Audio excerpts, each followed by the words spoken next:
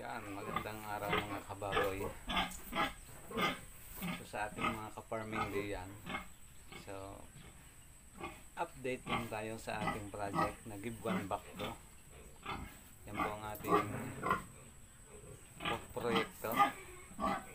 So meron tayong naka-schedule ngayon na 4. Baka ang first week ng September. So may release na natin yung 4 na yon. At 4 na tao rin. Siyempre mabibigyan natin ng bakto dun sa ating proyekto. Pwede huwag kang maingay. Nagbablog si Mamay. Ikaw ganyan mangangandi na. At nakakatuwa naman na meron tayong naging subscriber sa ating YouTube channel from Candelaria, Quezon. So San Andres sila. So nag-message po sa atin sa Messenger si Ate Kimberly Maumay. Ayan. Si Ate Kimberly Abiosa Maumay. So nagtanong po siya sa atin kung nagpapaalaga pa tayo ng baboy. Ang sabi ko, opo, meron tayong proyekto na Give One Back to. So kagaya na napapanood nyo po sa aking YouTube channel. And then nag-uusap po kami at ang sabi ay meron daw silang inaalaga ang lupain yung kanyang ama at siya ay nagsabi na kung pwede bigyan siya ng bakto. Ang sabi ko naman ay saan po ang location ninyo at ayun nga sa Candelaria, Quezon. Sabi ko, alam nyo naman po yung ating sitwasyon sa ngayon ay paano kaya kung kayo matutulungan po at mabibigyan din ang aking bakto na proyekto. So hindi lang isa, dahil nga po siya ay may pamilya na, and then yung pamilya ng kanyang ama at sila din magkasama dun sa lupain na yun. Sabi ko, kung napanood nyo po yung aking vlog about sa pagbibigay ko, ang una natin sinasalang-alang yung kapaligiran at yung kaayusan, kung ano ba yung status ng lugar. So yun nga daw po ay bukid, napakaluwang na lupain na caretaker ng kanyang ama. Kaya ang sabi, kung ako po ay mabibigyan nyo, ay gusto rin po ng tatay ko. Sabi ko naman, pwede naman po yan. So dahil nga doon ay meron na din silang biik para doon. Ang naiisip ko lang ay kung paano nila makukuha or paano ko madadala doon sa kanilang lugar sa San Andres.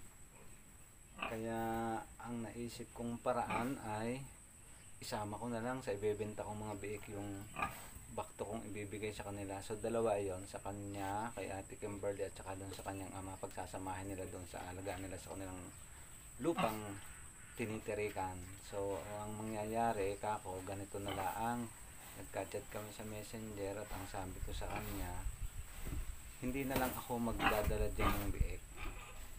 So kung meron tayong mabibilhan diyan para walang usapin sa about animal health, or alam naman natin na merong mga checkpoint, baka tayo mamay magka-problema pa diyan.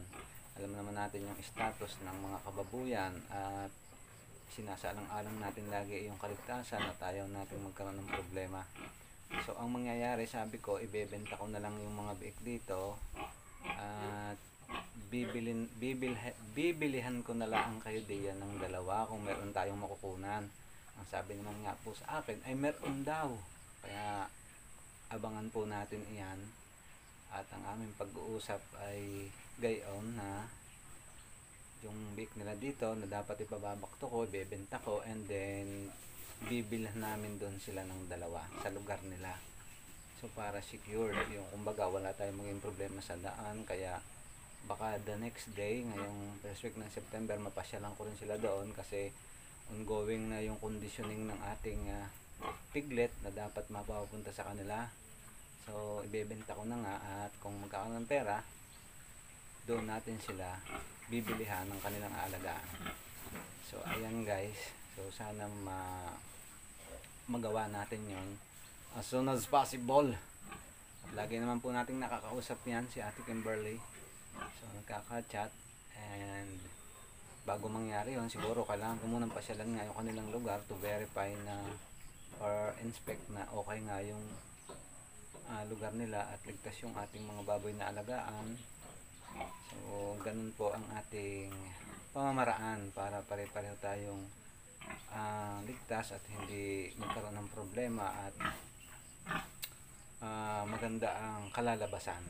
So ayan guys, so sa susunod na araw baka may update ko na kayo kung sakali na yung atin namang apat dito sa aming lugar ay mai-release ko na isa-isa at isusunod natin yung kay Ate Kimberly ng San Andres, Candelaria, Quezon. So sa mga taga Quezon, shout out po sa inyo diyan, and siyempre naman sa aking mga kababayan din sa San Juan. Ayan.